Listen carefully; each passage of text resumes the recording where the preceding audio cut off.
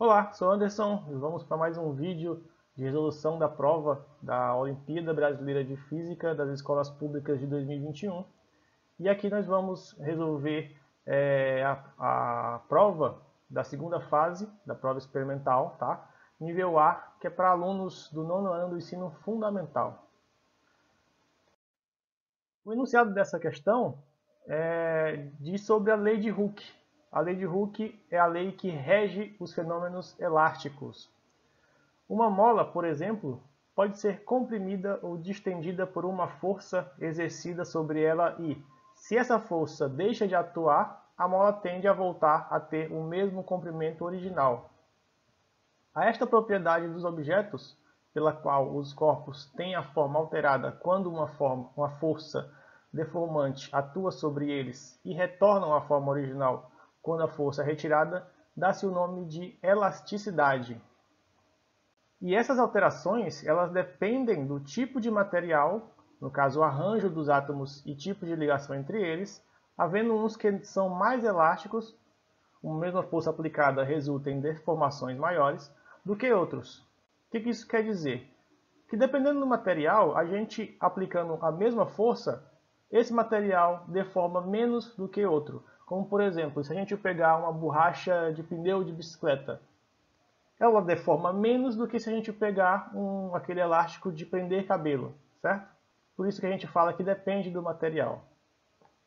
No caso da mola, ao esticá-la, é possível perceber uma resistência, que é uma força contrária, a essa elongação, de tal forma que, dentro do limite de elasticidade, quanto mais esticamos, mais difícil é mantê-la esticada ou aumentar o seu alongamento. A deformação da mola, que a gente vê aqui na figura 1, isto é, a diferença entre o seu comprimento em estado natural, que é na posição de x0, e o que atinge quando ela é esticada, que é essa posição aqui de x0 mais ΔX.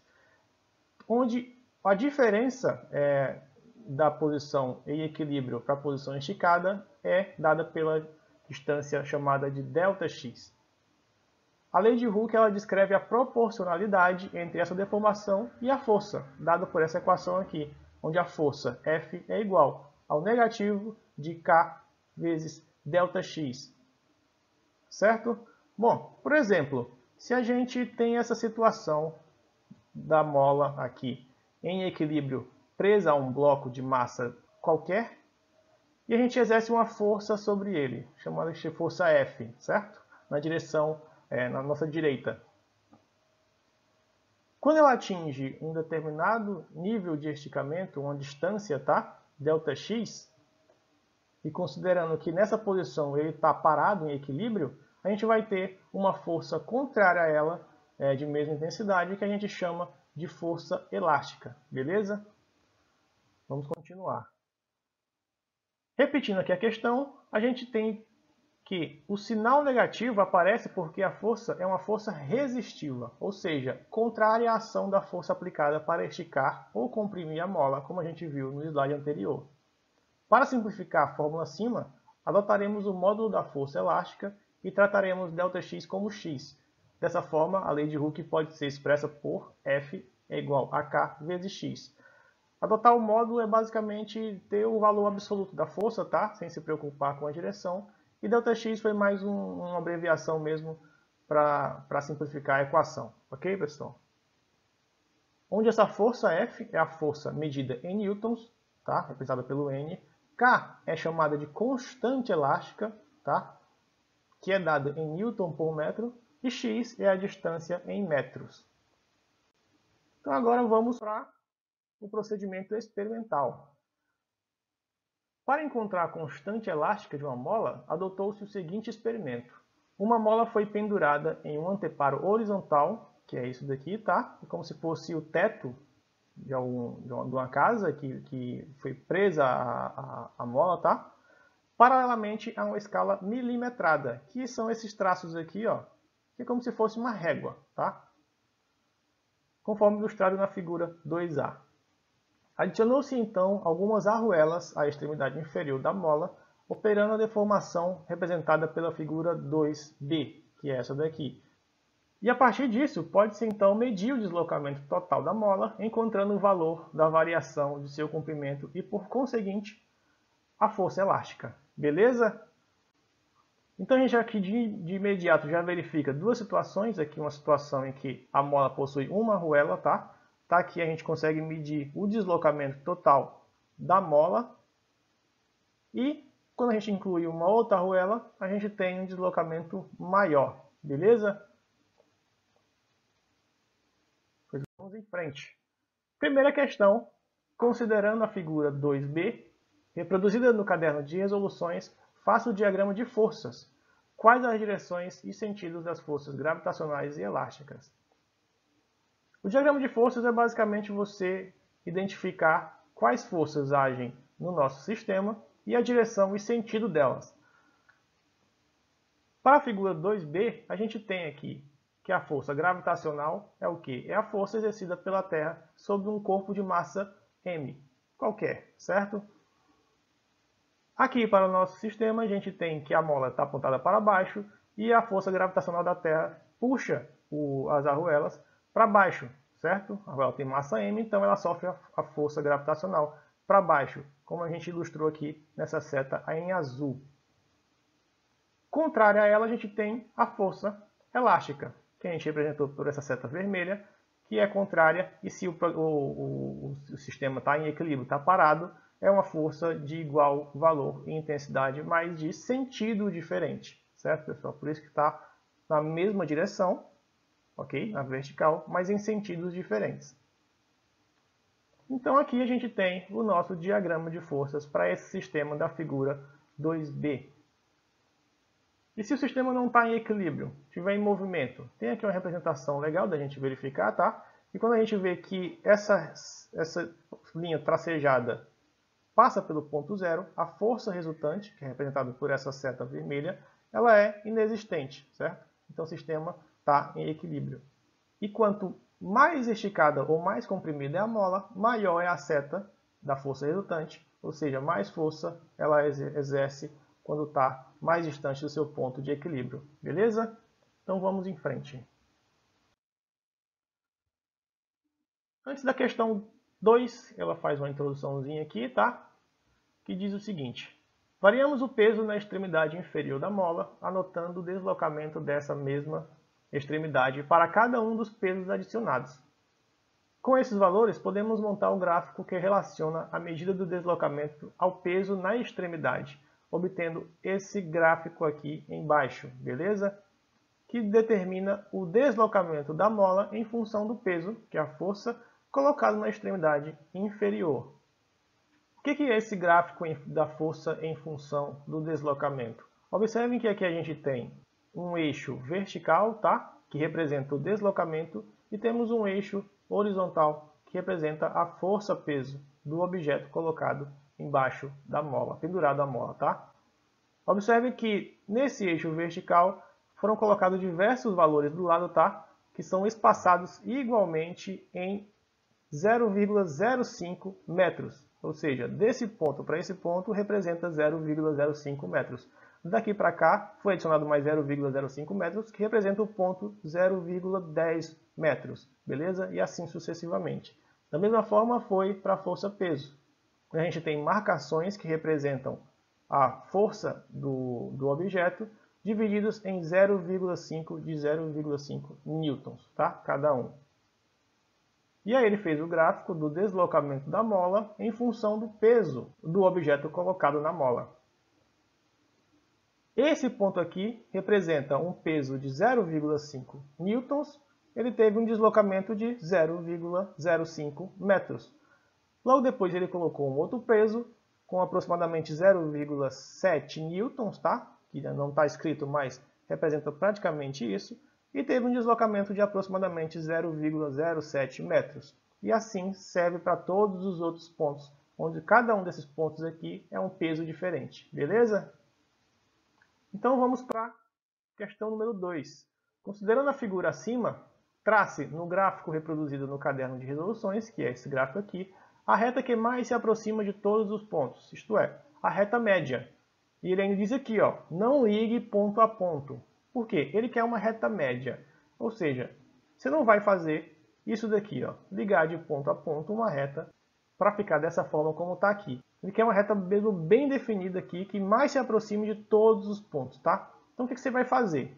Você vai pegar uma régua, vai verificar ali uma posição bem legal, que fique próximo de todos os pontos. Não necessariamente precisa passar em cima de todos os pontos, mas que não deixe nenhum ponto nem muito longe, nem muito perto. Como por aqui, ó, tem esse ponto aqui perto dos 9 centímetros da régua, que não está em cima de onde vai traçar a reta, mas está tão próximo quanto esse aqui, próximo de 15 centímetros, beleza? E aí você vai traçar essa reta. Bonitinha, beleza?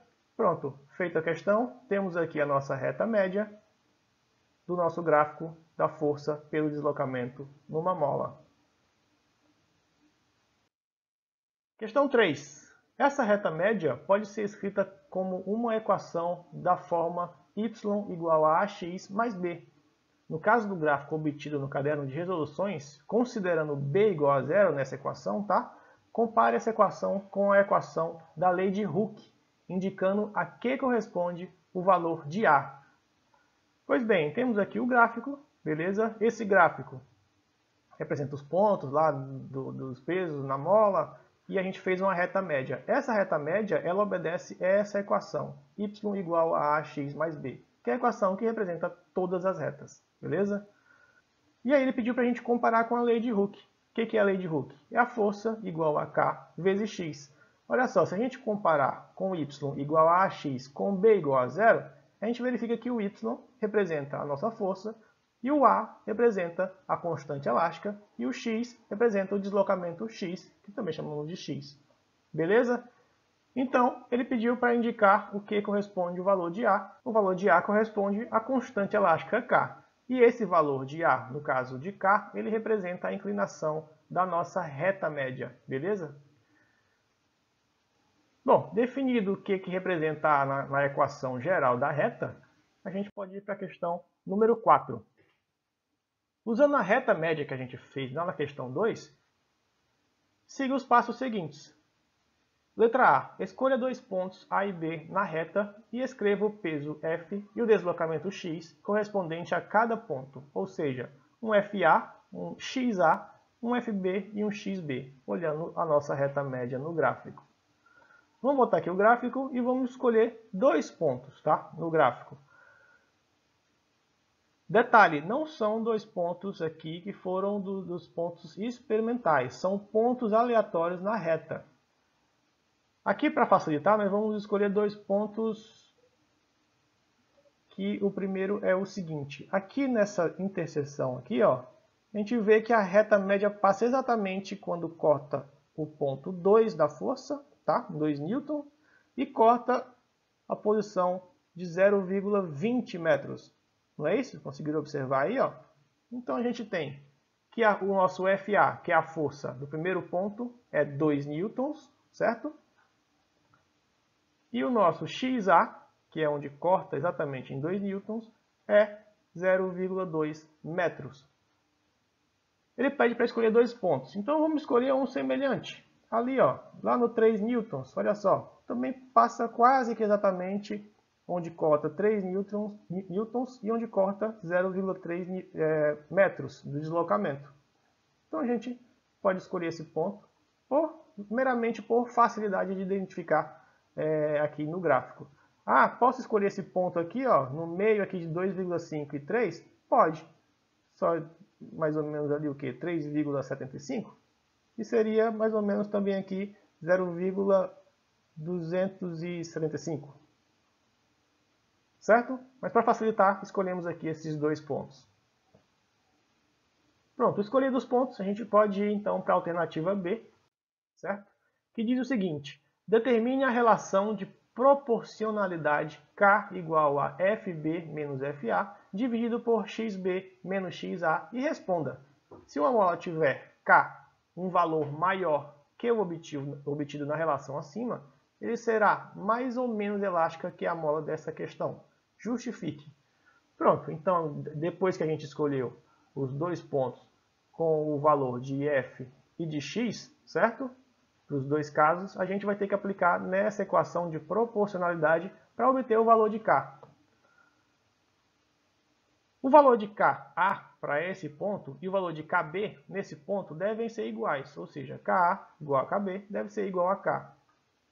Agora então, calculando o K, a gente tem o valor de Fb, de Fa, de Xb e de Xa. A gente substitui esses valores dos pontos que a gente escolheu, tá?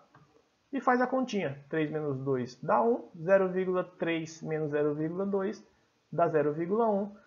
Ficou 1 dividido por 0,1. Fazendo essa divisão, a gente encontra que o valor de K é igual a 10 Newton por metros. Beleza? E o que ele pede? Se uma mola tiver para K um valor maior do que o obtido na relação acima, que foi o valor de K aqui, tá? Que foi de 10 Newton por metros, ela será mais ou menos elástica que a mola dessa questão. Vamos verificar pela lei de Hooke. Olha só, a gente tem que a lei de Hooke que a força é igual à constante elástica vezes o deslocamento. Se a gente fixa o deslocamento e aumenta o valor de K, o que vai acontecer com F? Vamos ver, por exemplo, aqui no ponto XA. Se x for 0,2 multiplicado por 10, a gente vai encontrar que a força é igual a 2 newtons. E se a constante elástica for igual a 20, qual vai ser o valor de F? F vai ser igual a 4 newtons, vai ser um valor maior do que a força que a gente obteve para a constante elástica igual a 10 newtons. Ou seja, se a gente tem um valor de K maior, a mola será menos elástica, ou seja, ela vai exercer mais força resistiva à força aplicada sobre ela. Beleza, pessoal? Com isso a gente resolveu aqui a questão. Bons estudos aí e até uma próxima. Valeu!